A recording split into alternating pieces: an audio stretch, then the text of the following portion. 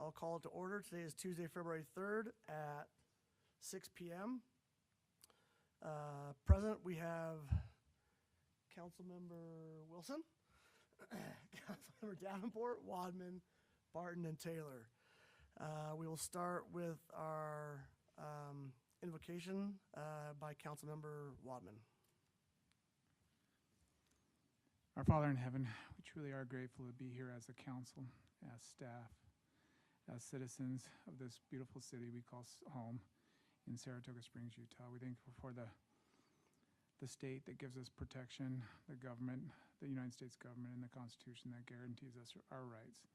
We ask you that we can listen and be heard, and that we can, as we talk about the issues before us, that we do so with thy influence, and that we can listen, like I said before, and be good stewards of this responsibility that we take sacred. And we say these things in the name of Jesus Christ's name. Amen. Amen. We'll have a pledge by Councilmember Barton. Please rise and repeat the pledge with me.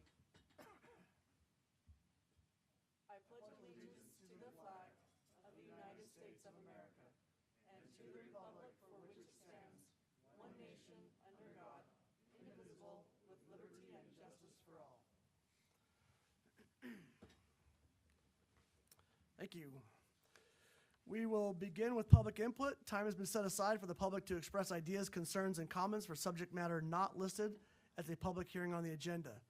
Time for public input is limited to no more than 15 minutes total. Please limit individual comments to 3 minutes. Time may not be given to another commenter. Please be respectful in your comments. Please avoid repetitive comments. If you're here for public input, or if you're here for the public hearing, please hold your comments until that item.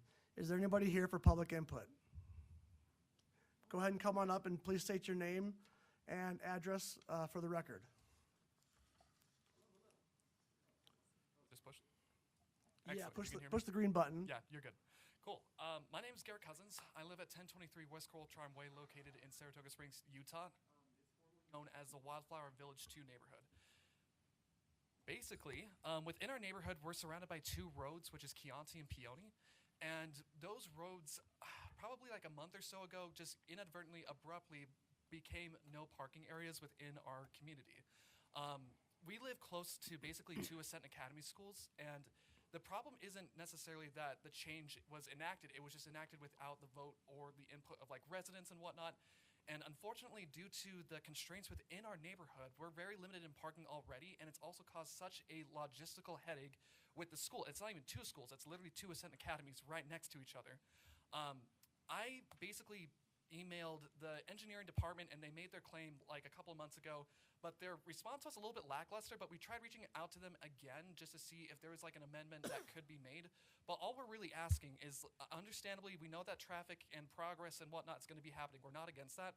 We're just asking for a reasonable amendment to perhaps reverse these roads just to even allow overnight parking, because that would greatly help alleviate the problems within our neighborhood, just because the roads are so narrow, we don't even allow street parking at this time. And especially for the families that are dropping off their kids to and from school, because they can't park on the side of the roads, it just becomes a crazy traffic logistical hazard in which basically it's kind of like gridlocked in that area. So we're just simply asking to allow for even overnight parking or just some other amendment that could be made to our neighborhood. But that's why I'm here. Thank you. Thank you.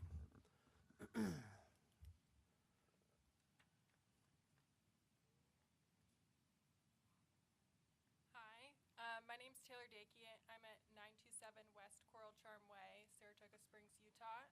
I'm in Wildflower Village 2 as well with Garrett, and I serve as the president of the Condominium Association.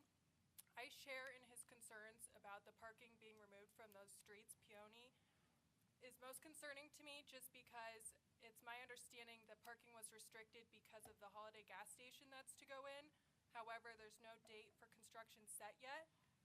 I've also done research, and I've noticed the street is 30 feet wide, which means we can only have street parking on one side. I've reached out to the engineers, and I've reached out to the fire chief. I'd really like to put in a temporary solution for the next however long until the other businesses have been installed, so that we can create more parking.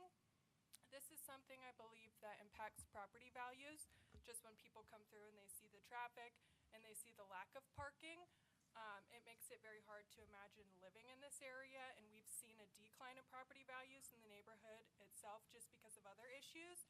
I don't want parking to be one of those. So I'm not sure who else to go to. I have not had a response like Garrett did a few months ago from the engineers or the fire chief, but I'd like to put together a creative solution that works for everyone. I obviously don't want the city to take on additional liability. I'm happy to put in the footwork. We're even happy to pay for any materials needed to create a one-sided parking lane, but we'd like to see something done in that area. Thank you.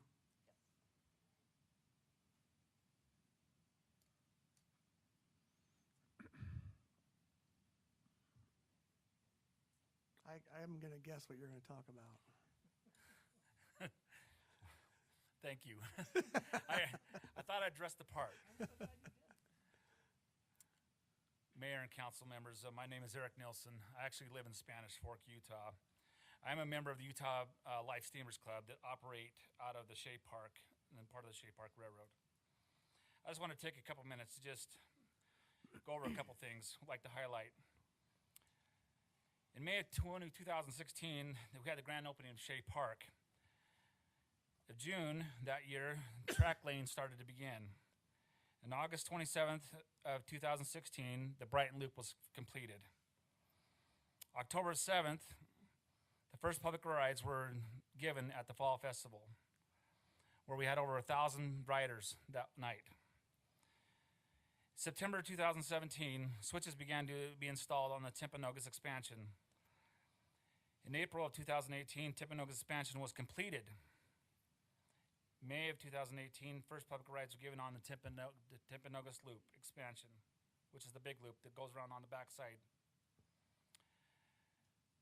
In August of 2018, our first club locomotive was donated by the Bank of American Fork and put into service. We continue to build and complete our track. In 2022, we found out through new state legislative measures that we had to get privately inspected, our annual inspections, which then required us to completely rebuild the whole railroad. In 2022, we started to replace all the wooden railroad ties that we had installed. And by the end of the 2024, we had completely got that completed. In 2025, the northeast grade crossing was redone. A new crossover was added. Brighton loading platform, sided single adding. Timpanogos siding was added. Track rebuilding completed. At approximately 2,497 feet of track have been now laid in the park. The club now currently owns a locomotive, an engineer car, 2 blue riding cars, Operation Lifesavers gondola, Bank of American Fork riding car, Miller construction car, Adam Eastman bulkhead car, I'm going to miss Samil riding car, working caboose, and ballast hopper. This couldn't all be done without the generous donations of the community and those of the people that have been sponsored us in corporate donations. We are truly grateful for what they've done. I just want to ask, I'd like to invite you to come this Saturday, if you would, to our annual club meeting. Can I ask a couple of seconds here? It's time. Is the council okay with 1 more minute? Okay. We're holding our annual club meeting where we'd like to invite those of you to where you might be able to come and help envision us for our executive summary that we want to have an opportunity to expand the park. And we've been able to acquire artist renditions that we paid for a contractor to draw these out for us, and what we have envisioned for us to go forward with the park. We understand the Shea Park is the second most popular park aside from the water park in the city, and I think the Shea Park deserves to be looked at again for future development and to continue the growth. Thank you. Thank you. Can we get the dates and the location of the? Sure. So it's this Saturday at American Fork Library at 10:30. 10:30. Yes. Okay. And that is open to the public. Thank, yeah, I hope so. Yeah, thank you. Appreciate that.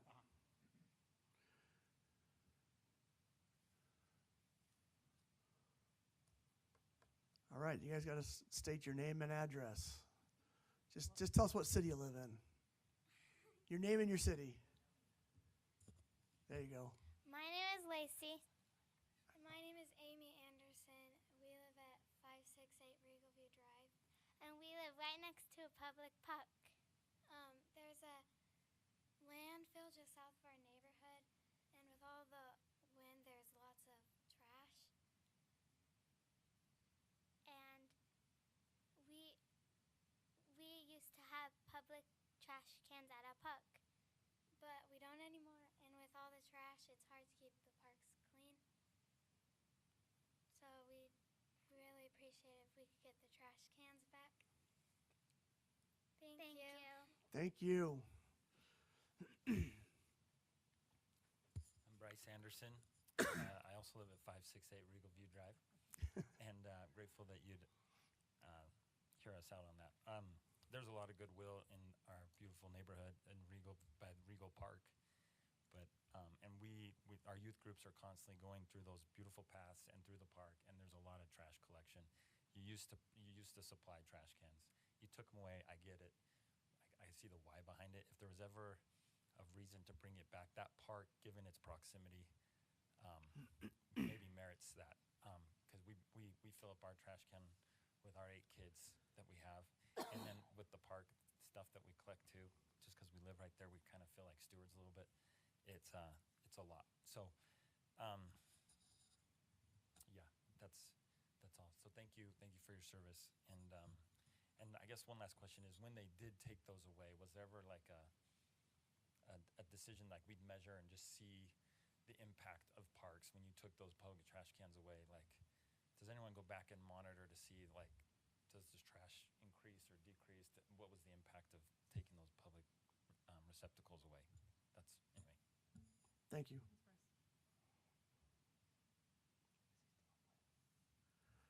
Okay, is there anybody else here for public comment tonight? Okay, seeing none, I will close public comment, and we will go to reports. Mayor, can we get staff to do an update and a report back to us on the parking on Keontae? Yes, that's a great point, and I did write that down. If we could please have, there are 2 people here on that issue. If there's a representative, maybe Mr. Cousins, if someone from our staff can work with you on looking at other solutions. Jeremy, can we have that conversation? If you would like, we can, under the administrative reports, I'll have Jeremy give a quick response, Okay. and then I'll also have him reach out and Okay, talk with him. perfect, okay. My only update that I was gonna cover, and hopefully I don't steal your win, because I just got it this afternoon.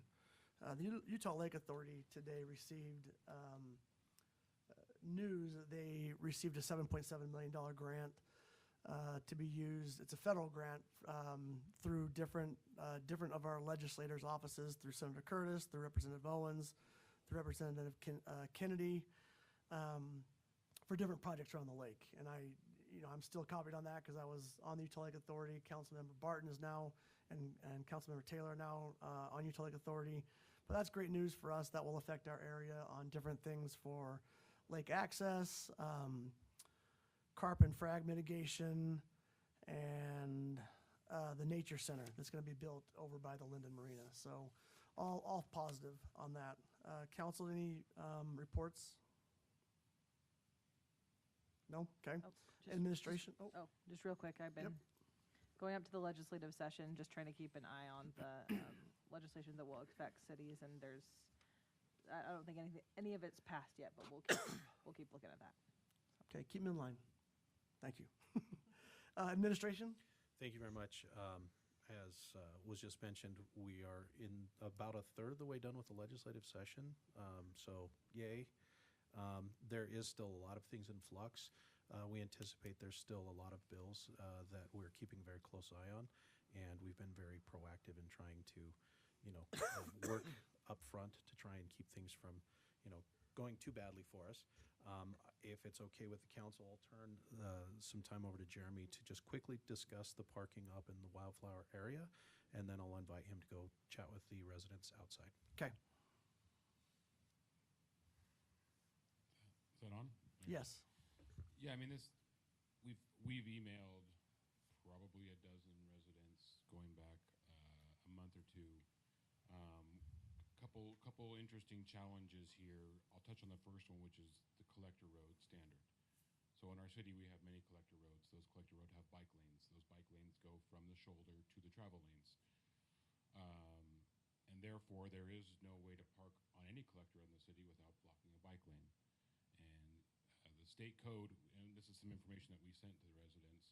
So one clarification was the no parking signs were directly related in some ways to the Ascent Academy, but also with the parking, whereas the bike lanes were being blocked on a constant basis. And so the signage that was added was not a new prohibition. It was a clarification on an existing restriction. And I don't love this proliferation of signs everywhere. I hope that we don't have to go to every collector road in the city and put signs up. But I wouldn't be surprised as we grow if there are certain collector roads where we're going to have to add signage to help send the message that there is no way to park, just like you couldn't park on every road or anywhere else. There are certain roads that you can't park on because there's those roads weren't designed to accommodate travel lanes and bike lanes and parking and all that stuff. So on all of our collector road standards, there is no on-street parking. Now, if a parent were dropping their kids off to Ascent Academy and happen to park there temporarily, per se, that's more of an enforcement issue, and I'm guessing police generally aren't out there every day, dealing with it. And we don't have a lot of bike users maybe in some of those areas currently, but that per se, we obviously want to accommodate multiple users in our roads, and we don't want to say, hey, cars take priority over everybody else. So that's one challenge that we've had with collector roads, and the clarification is those no parking signs on Chianti were not a new prohibition. They were a clarification that if you're parking on this road, you were even without the signs violating a bike lane. And in fact, last year, House Bill 290, the state directly encouraged us to strengthen these multi-use streets and added strengthenings against bike lane safety, prohibiting stopping and parking in designated bike lanes, because there's this issue that we need a multimodal. The other issue we've had in multiple locations is multifamily and just the parking constraints, right? I can defer to planning as far as I know the intent is to have those projects self-contained for their parking. We have a lot of standards about extra guest parking, whatever, and we have had multiple multifamily projects come to us with concerns about parking. And so on this road, Peony, there was a lot of on-street parking. And so we actually responded to complaints that there was safety issues, that as people were getting on and off Mountain View Corridor, turning onto Chianti, turning in and out of the access roads, there was no sight distance or whatever. We have done an analysis, and we're working on that. In theory, yes, you could probably squeeze 6 or 7 parking stalls on Peony in areas that don't block sight distance, that don't block, turning lanes. But one of the things that's important to us is consistency, right? If we're going to accommodate a multifamily development by allowing a public street to now accommodate their parking, this is something that is an ongoing conversation. We need to, I want to be consistent, right? I can't tell one multifamily project, hey, and another one, no. So that's the challenge here.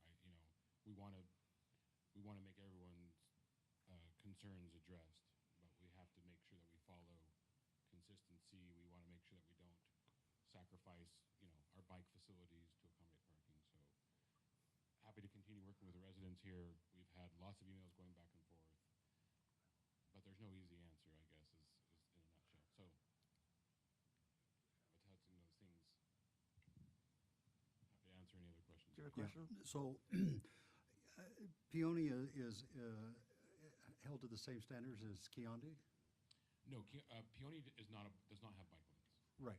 So Peony, other than site distances coming on, getting on or off of Mountain View corridor, could allow parking without actually designated parking spaces. Is that correct? Yeah, so that was the irony, is Peony had no striping initially. And there was, and so the irony here is that it was residents from the same community that were concerned about the safety and the lack of sight distance as they were pulling it out on Peony, that kind of had say, maybe Peony needs to be striped. Peony is kind of this weird hybrid of, it's a local road, which most local roads don't have striping, but it acts very differently because it's one of the few access points on the Mountain View corridor. And as we can imagine, the traffic in Wildflower is a fraction of what it's going to be long term, right? When we connect to Eagle Mountain, and so one of the concerns is we went back and said, okay, Peony needs to be one of those anomalies where we put striping on a local road because there's so much traffic. There's ingress and egress onto Chianti, onto Mountain View, and as we striped it out, there really was hardly any room left to accommodate on-street parking. Would it be possible to just red curb some of the in and out from the subdivision as well as the Mountain View and Chianti as well? We typically don't red curb things because then we have to go out and every year refresh the paint. We'll typically use signage in those areas for that. But if it's okay, I'd like to encourage. I would like to see some Yeah. suggestions, recommendations of what we can do, and I don't think we need to necessarily, you say it's a hybrid. I think we ought to use some out-of-the-box thinking and see what we can do to assist, and because Chianti sounds like our hands are tied in that particular area, so if we could do something else in that area, I'd like to see that. Okay, like I said, we're just finishing up the analysis. I think we could provide 6 or 7 or 8 stalls that don't conflictly. I just don't know that adding 6 or 7 or 8 stalls is going to significantly improve. I suspect the lack of parking extends beyond 6 or 7 or 8 new stalls. Okay. So, but I agree, we can definitely do that. I'm just not sure that that's going to solve the parking issue in that development. And this is a parking issue that we see in a lot of multifamily developments. Right. It's not unique to this. So I don't think we'll solve that here. If you want to, Jeremy, if you could talk to Mr. Cousins and maybe Absolutely. come back with some solutions. Okay. All right, there are department reports in the packet. Hopefully everyone had a chance to review those. Are there any questions on those department reports? Okay. We'll move to consent items. I will take a motion on consent items. So made. There's a Second. first from Councilmember Barton, second from Councilmember Taylor. We'll do a vote. Barton, Yes. Davenport, Yes. Taylor, Yes. Wadman, Yes. Wilson. Yes. That passes unanimous. We'll go to our public hearing. Who's presenting on that? It's right there, okay. Evening, Mayor and Council. And real quick, is that mic on? Just light's on. Okay, all right, just checking. It's very quiet. It's very quiet, yeah. Okay, evening, Mayor and Council. This is the 4th budget amendment for this year. This one is mostly dealing with mid-year staff changes. Primarily, since we moved into the new building, we are finding we need some more facilities maintenance staff. Just much bigger building, more facilities. Also, the other primary thing is some initial staffing starting this fiscal year for the new ambulance the city purchased a couple months ago, and to be able to start staffing that. Any questions for staff at this time? I do not. This is a public hearing, so I'm going to open up the public hearing for public hearing item 1. Please be respectful in your comments. Please limit your comments to 3 minutes. Time may not be given to another commenter. Please be respectful in your comment. That's listed there twice. Please avoid repetitive comments. Is anybody here for public hearing on public hearing item 1? Seeing none, I will close public comment. Council, any comments on the public hearing or questions? So I think it's just important to notice that, we're creating new bays for that new ambulance, but then that will be, my understanding is that it'll be turned over and used for other purposes with public works and stuff, so that it's We're multi-using. multi-using. Yes, Yeah. perfect. If nothing else, I'll take a motion on the public hearing.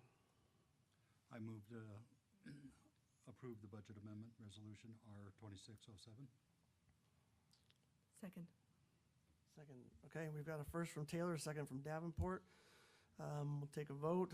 Councilmember Wilson, Yes. Wadman, Yes. Taylor, Yes. Davenport, Yes. Barton. Yes. Great, we'll move to business item 1. Is that a presentation or just a resolution? I think we should do a parade. Business item 1 is the election of Mayor Pro Tem. This year, Councilmember Wadman will be our Mayor Pro Tem, and I'll take a motion on that. Can you explain what that means to the audience? Sure. Mayor Pro Tem has defined roles in our 6-member council form of government. Basically, Mayor Pro Tem fills in where the mayor cannot be present. Great, thank you. Lots of fun. So I need a motion on I business item move 1. that we approve business item number 1, election of Mayor Pro Tem Lance Wadman. Great, we have a first. Second. I'll second. Or you can second. I probably shouldn't. Oh, I should have let you make it. I'm gonna let Councilman second Wadman it make is that on second. the That's great. So we've got a first Nomination. from Councilmember Barton, a second from Wadman. We'll take a vote. Wadman, Yes. Wilson, Yes. Barton, Yes. Davenport, Yes. Taylor. Yes. Thank you. We will go to business item 2, site plan for 2429 Stagecoach Drive, Travis Olson applicant. And if the applicant's here, you're welcome to come up. Nope, okay. Good evening, Mayor and Council. The applicant wasn't able to be here. He did send me an email to read you all later. But do you want to read it now, Want me to or? read it now? Okay, I'll do it. Yeah. It says, "Good evening, Mayor and members of the City Council. Unfortunately, I'm unable to attend tonight's meeting, but I appreciate the opportunity to have Kendall read this statement on my behalf. I would like to sincerely thank Kendall Black, Sarah Carroll, and Ken Knight for their time, guidance, and professionalism throughout the process. I'd also like to thank the Planning Commission for their careful review and thoughtful consideration of this application. We recognize that shared parking agreements are rare within the city. That said, as the developer, we believe this agreement is necessary for the long-term viability and success of the property. We have approached this request thoughtfully and in good faith, and we have followed every step of the city's established requirements to secure this approval.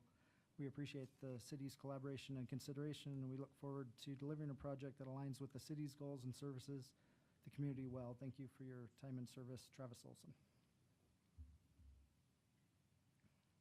Okay. So this project is just east of the Impreza Floors, up off of 2400 North and Stagecoach Drive. It's regional commercial zoned. It's just outside of the Gateway Overlay. So there's a couple options, as you saw in the staff report. Option A complies with most things. Option B complies with most things. For option A, a share parking agreement approval is needed to comply. For option B, share parking agreement and the interconnection exception allowed by code, if you approve it, is needed to comply. So option A here does provide the interconnection to the north, but it would require the property owner to the north to have them raise their grade to match it. So as they're going down, it's more than allowed by engineering standards, and so it really doesn't work as it is. And then they would ask for the shared parking agreement for 9 spaces from Impreza Floors, which is below the 25% they're allowed to ask for. For option B, they don't have that interconnection to the north.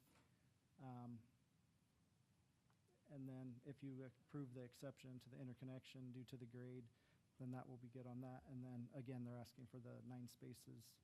So they meet the parking without the interconnection, but they're asking for the parking or the shared parking agreement to allow for, in case other uses that are more than the 4 per thousand that most people park their businesses at come in. So if a restaurant or a fast food something wants to come in there, they don't cause a bind like a lot of the newer developments recently that park for 4 per thousand and then try to add more stuff and cause issues later. So they're trying to be proactive and make sure that doesn't happen.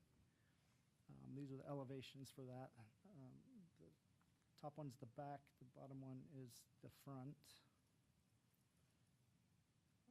And then those are the sides and the drive-through. So the south elevation is the drive-through, but it's a grade. The grade change from the back of the property down to the front, it goes to where probably half of that is below grade, so you don't see it very much. And then landscaping plan, this is just showing with the interconnection. And then this is showing without the interconnection to the north, complies with the code. And then I'm happy to answer any questions.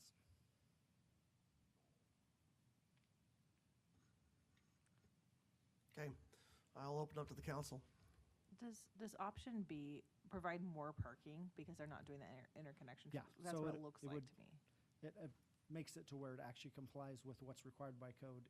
Okay. But they're also asking for the shared parking agreement. To So have you additional could parking. feasibly approve it with option B without the shared parking agreement, but they're asking for that in addition to, if you would like to do that. So I was recently at another city council's work session, and they were dealing with shared parking agreements. And one of the concerns was that, we come in and as we build this building, we assume that there will be certain parameters and certain businesses that are going into that facility. But as time goes on, that some of the businesses change and different things. So one thing I just would want to make sure is that we are mindful of that Yeah. parking utilization changes over time. The other thing that I would want to note is that that the shared parking agreement that was submitted in the packet did not have a date on it. That part was left blank. I so put the wrong making one sure in, though. that He that did have was- one that had the date on it and had the signature, so I accidentally put the wrong one in then. Sorry about that. Okay, We do have the right one. thank you. The shared parking agreement, does that survive in perpetuity, or is this, is it filed and recorded somehow, or is it really a civil agreement between the two property owners? It would be filed and recorded with the, yeah, it's recorded with the county. And it does have an expiration date on it to where they have to renew it, I think, when I read it. It's both, so it is an agreement between the two property owners, and it does get recorded. And kind of what's the time frame that those get renegotiated? If they, that would be up to them. There's not a time frame on it. I think in it, it said, I want to say it was 10 years in the agreement I read. I kind of went through it just to make sure that had the right information in it as far as addresses and stuff, but I want to say it was 10 years. And if you want me to address the parking, so when we have new tenants come in for business licenses, we do count the parking to make sure that they fit with what's there and there are available parking spaces for new businesses.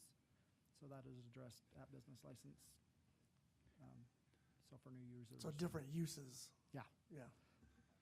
So in the future on that, let's say that the shared parking agreement was rescinded by both parties. This site would still have sufficient parking according to our current standards, so With that's really option B. not an issue. This is just a bonus that they're doing Yeah. this. They're just trying to make, so if you look at Impreza parking during the day or anytime, there's the whole north end, there's no cars up there. There's no vehicles. And so they're just trying to get the few that are right next to their parking lot. So at the top left corner, those few, and then a couple right there. So they're not trying to take anything that Impreza is using. It's just extra that they have right now. Mayor and council. Yes. I just reviewed the shared parking agreement. It says has a 15-year term with up to 3 renewal terms of 10 years each. But it does say exercisable upon written notice from Crockett to Empire, not less than 90 days. So, I mean, this is within your discretion. You don't have to accept their shared parking agreement. You could actually require an amendment to that. If I were to require an amendment, I would say that it's an automatic extension that's able to be canceled upon 90 days notice instead of like exercisable upon written notice. Because 15 years in the future, and this isn't going to exist anymore, because that's very typical. People just forget. Nobody sets a reminder in 15 years to send 90 days advance notice. So this will expire in 15 years. Like it just happens. Yeah. So I know we're talking about parking, but that grade, is that 20% coming off of the flooring, express the flooring down? No, so the grade coming down, it actually, the way they have it graded and everything in their plans, it will meet the standards for. So the 10%. roads. Yeah, it'll Okay. meet what it's needed. It's just the north part going down to the property to the north, Okay. which is excessive. Are we worried about, I know you guys do this, but water drainage coming off of that? Engineers have looked at it, and they've Okay, got we're it good. all figured out where Okay. the stormwater goes and all that, so there was no issues with that. The last thing, sorry, I mean, I know we've talked with, it's not the landowner, have we talked to the business and the landowner of the Expressa Flooring? I don't know if they own that or they lease it, but have we talked to both, the tenants and I the think landowner? The agreement's Empire's between the the actual the two people, so. big name Property and owner, Impresa. not between the tenant though, right? Yeah, Okay. So, And it's up to their discretion to notify the tenant yeah, about this? I'm assuming that was the owner. Okay. Thank you. So this project is expected to generate another 500 trips a day around that. Is that typical traffic?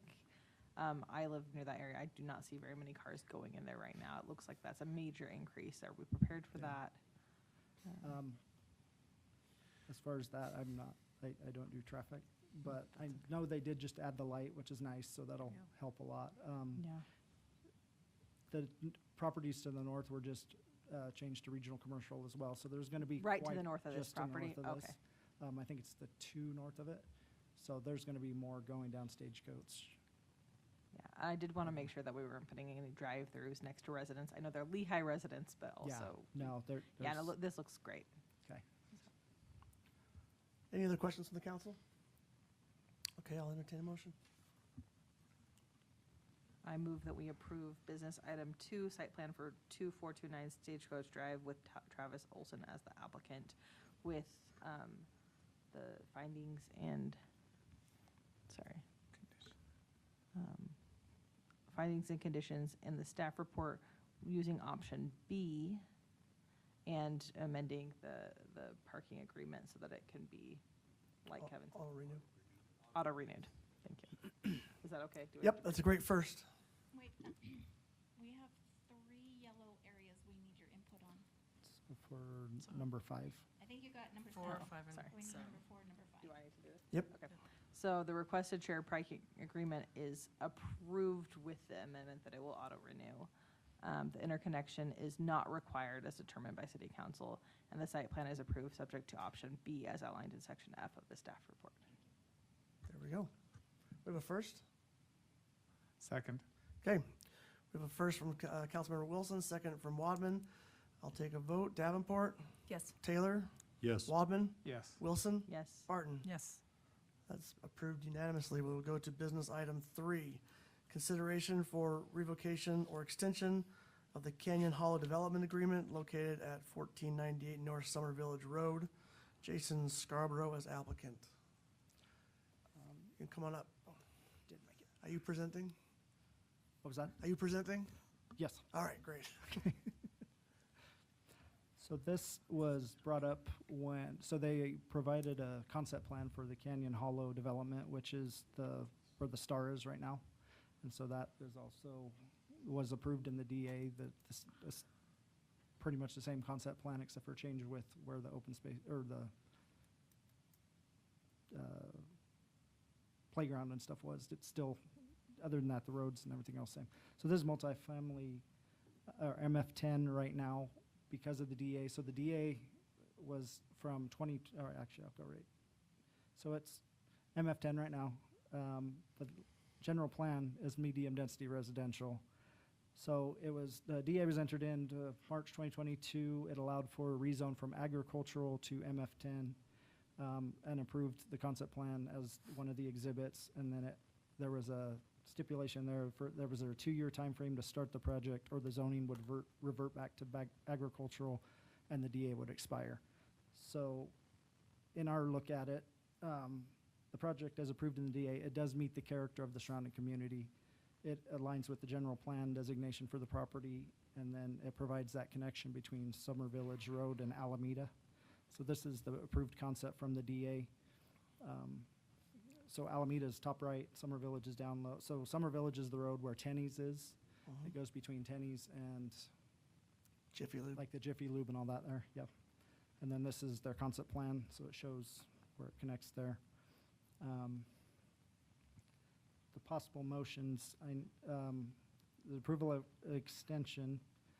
So but we need to add in that, with the approval of the extension, that the DA needs to be renewed, or, We would need to add to this potential motion, so either approval of extension, we would need to add that the DA comes back to you. So you don't have the amended development agreement. If you're amenable to extending it, we would need to bring that back to you. Or if you prefer to revoke it, it would have to go through the official rezone process and public notice and everything like that. So these motions, we would just need to add a little bit more to either of them, depending on how you go. Okay. do you have That any it? other questions? That's Okay. Do you have anything to add?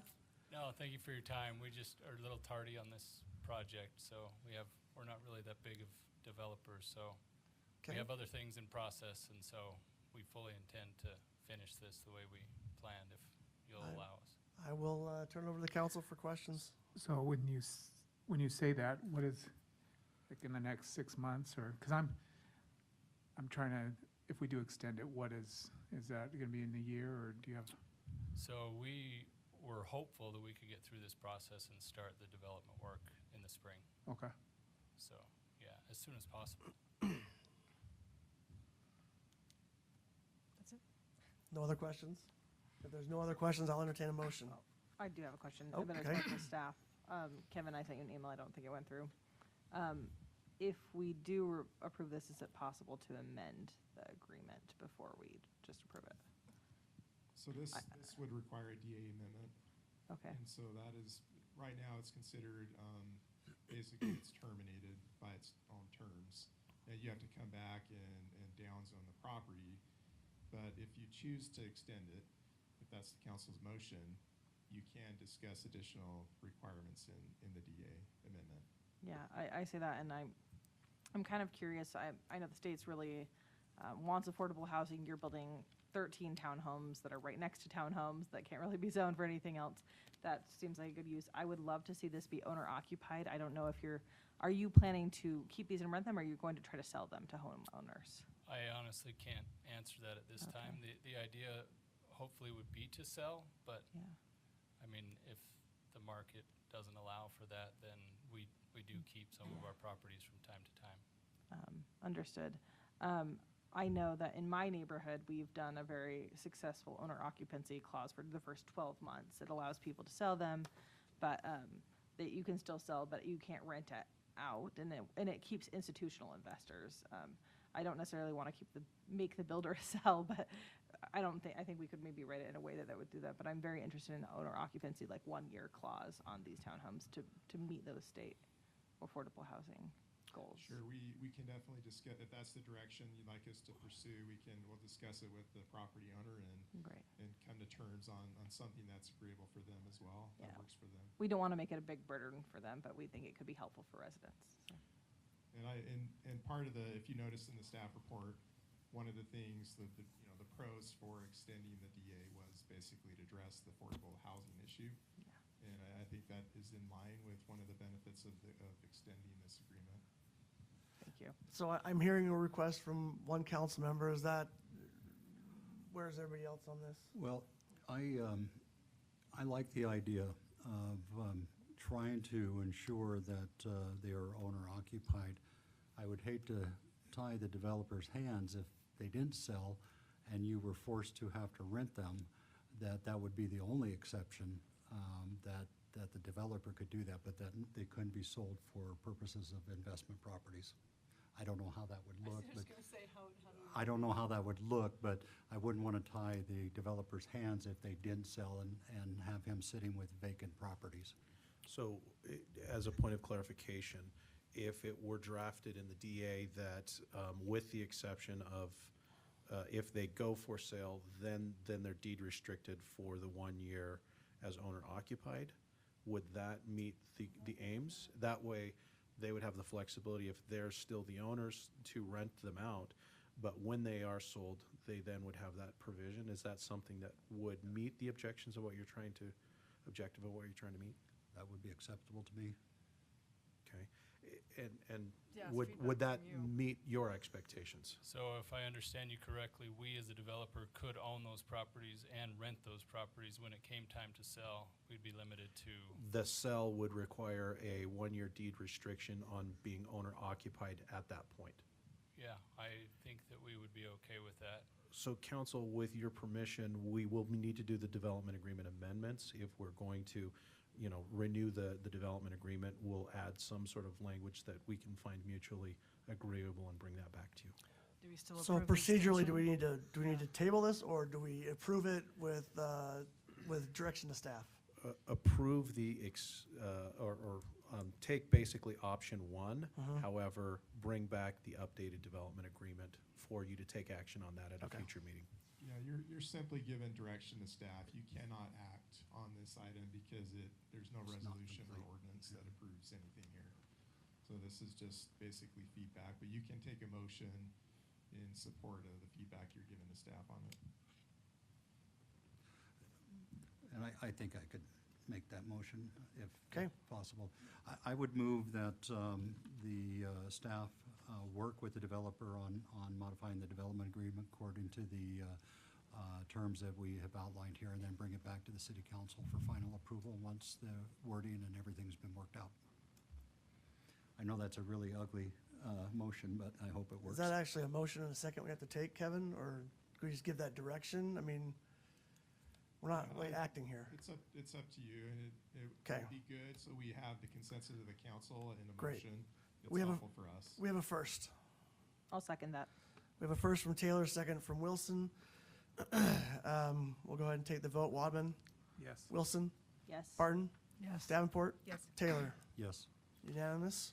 We'll go to business item 4. And can I just add for anyone listening real quick, we did look at, this is multifamily homes. There's a lot of people who love them and who don't. This is also a state priority, but this area is really perfect for them in a way that most of the city is not. And there's not a better use of this property unless they were to make it a park, which is probably not the developer's first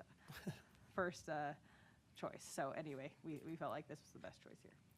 Great, we'll move to business item 4, drinking water and pressurized irrigation system master plan update, resolution R26-08. Jeremy? Yeah, thank you, Mayor. Mayor and council, this item is for the adoption of updates to the city's drinking water and pressurized irrigation master plans. I'll go through a quick little narrative. I think I'd love to kind of highlight and brag, I guess, if I may be, about what we've accomplished in the recent past since, maybe if you haven't heard that. And then at the end of this, this is information contained. This is important guidance documents for staff so that we understand when projects come in, where we need upsized pipelines, when we need tanks, where they should be, helps guide developers. So it's a very important document. Like all of our documents, it has to be updated regularly because 6 months from now, some of the information and some of the development patterns may change, but this is important. So back in 2014, we really got off the ground our pressurized irrigation system. That was important with the metering. That was important because prior to that, we were seeing massive overuse of our water systems because we were on a flat rate. It was kind of an all-you-can-consume buffet of secondary water. And we have connections between our secondary water and our culinary system for operational emergencies or whatever. And so what was happening sometimes was when there was overuse in the secondary system, we had to supplement with culinary to ensure that we could keep up. And so the overuse in the secondary system really affected both systems. And so getting that pressurized meter, we were one of the first cities in the state, way ahead of before a lot of those more recent bills where it's now become imposed on those cities. We were way ahead of the curve. Hence, we were able to use some of that money that they were giving out to help metering. We talked about this before at our workshop, that we were able to use that to improve some of our ponds since we had already done the metering. In 2016, the Central Utah contract, I think, started to take effect. So this was some long-term planning the city had done years and years advance in coordination with development to make sure that we had water resources supply needed. So that was 10,000 acre-feet of contract water when the Bureau of Reclamation, Central Utah is a federal agency, built a system to provide water to Eagle Mountain, Lehigh, Saratoga, Jordan Valley. We were able to secure a large portion of that. For context, we are only using right now 3,000 acre-feet of Central Utah water, and our total culinary water use across the whole city last year was only between 4,000 and 5,000 acre-feet. So if you look at the 10,000 acre-feet of water that we have, the supply, on top of the city's resources as far as our own wells, we have, we're one of the maybe few cities that has no reason in the near future to have any concerns. We have more than double amount of water than we're using. We can supply in the drinking water supply system. And then in 2021 and 2017 also, we expanded our use of surface water. So we have a very diversified portfolio. We can take wholesale water from Central Utah. We can take canal water from either directly at the Utah Lake. Again, we're one of the few systems that can actually take water directly from Utah Lake. We can take water from the canal systems, both the ULD and the Welby-Jacob Canal. And then we have groundwater wells. So we have a very diversified portfolio that we can adjust as needed. If there was an issue with the canal or surface water, the groundwater, we can do that. So, and if I could interrupt, Yeah. In times of scarcity, which we anticipate this year being a very low water year and a critical year for water conservation, we have resources, but we will likely fall under the same mandates as everyone else if the state begins restricting water use and things of that nature. And frankly, it's going to be a hard water year, so we need to understand that although we have access to water, we shouldn't necessarily be pouring drinking water into the secondary system so that we somehow don't, conserve water or something like that. So this year, the conservation issues and things we think are going to be a likely big issue. It's probably going to be statewide mandates, and we'll be able to comply with that. And we have our tiered rate structure for emergency water situations, and so we believe that we have the system so that we can adjust for that based on the availability of water. However, it's in drought years and things, it's the right thing for us to be considering as well. But we do have adequate resources as it currently stands. Yeah, thanks, Mark. Again, just in Central Utah, again, one of the numbers that jumped out at me in the master plan was our current population, our current demand, our peak day demand, the worst day, is a little over 4,000 gallons per minute if everyone, put demand on. With our connections to Central Utah, we actually have the capacity to provide 20,000 gallons a minute. So 5 times our current peak demand is what we could supply if we had to, based on our connections with Central Utah. So that's about it. The other thing that we've really grown our way out of is the distribution interconnections, right? So some of the struggles we had when I first started, when Mark first started, was we had a single pipeline maybe that was connecting the very south end of the city to get water down there. And so, particularly with irrigation, when everyone turns on their sprinklers, we saw pressure fluctuations. Well, we just recently completed, and we're turning online February, like in 2 weeks, this new pump station that you may have seen under construction at Foothill and Pony Express. And that's a new redundant way to pump water to the south half of the city. We no longer need to send it down Redwood anymore. We have a new pipeline and a pump station that can send it down Mountain View Corridor south of Pony.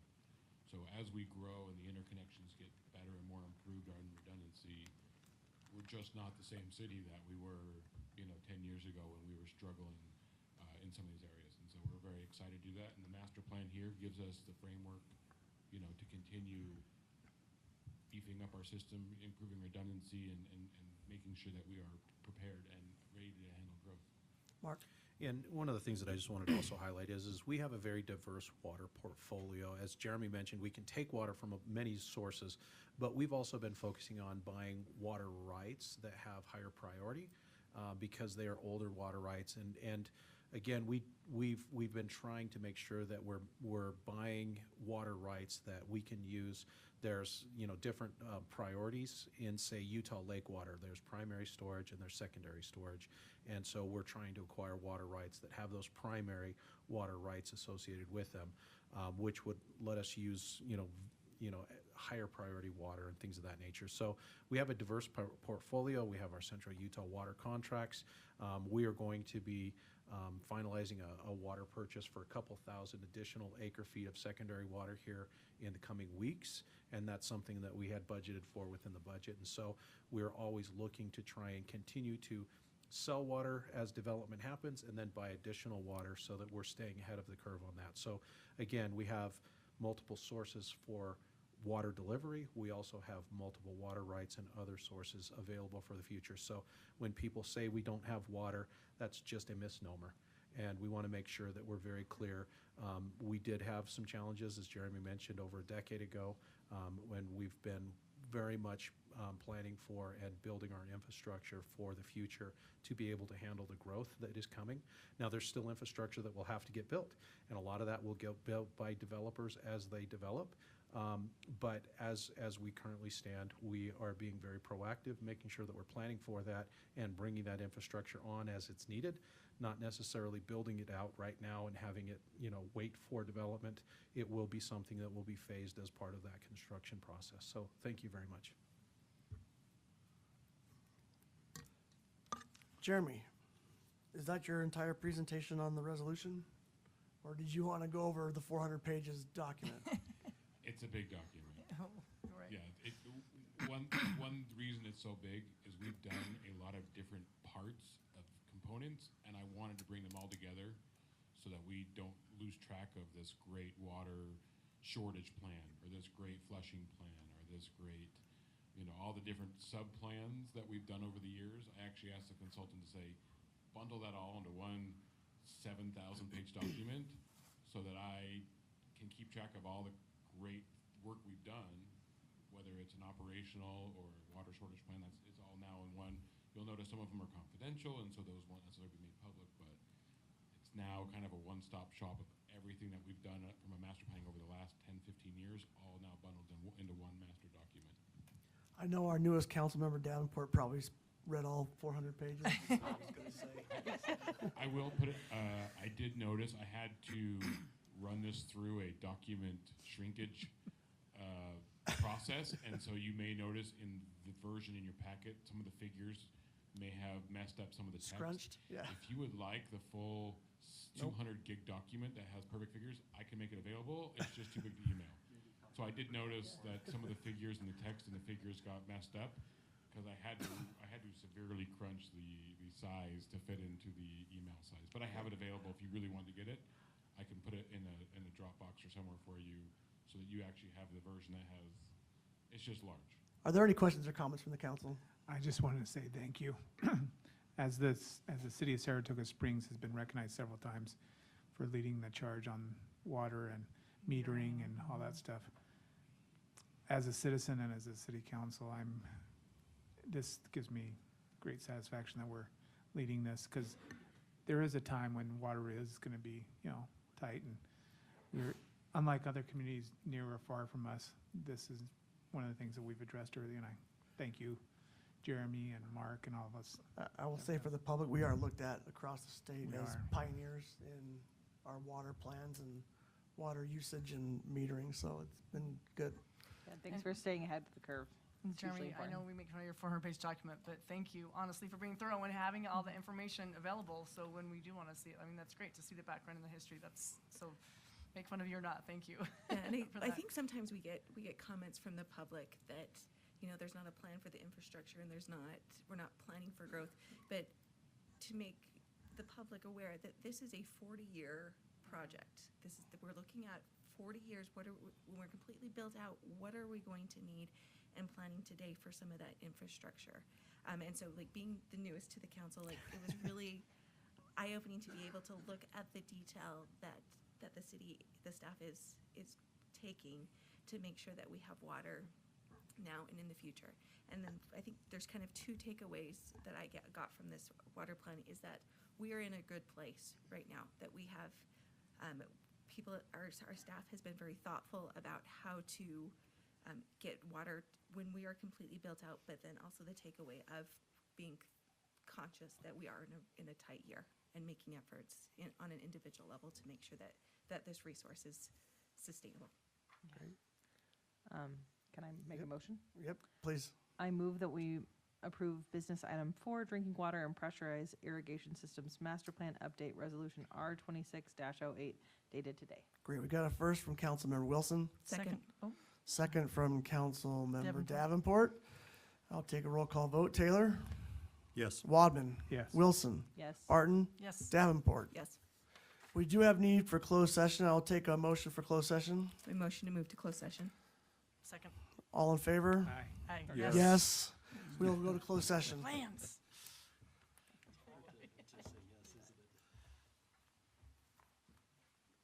We'll be back.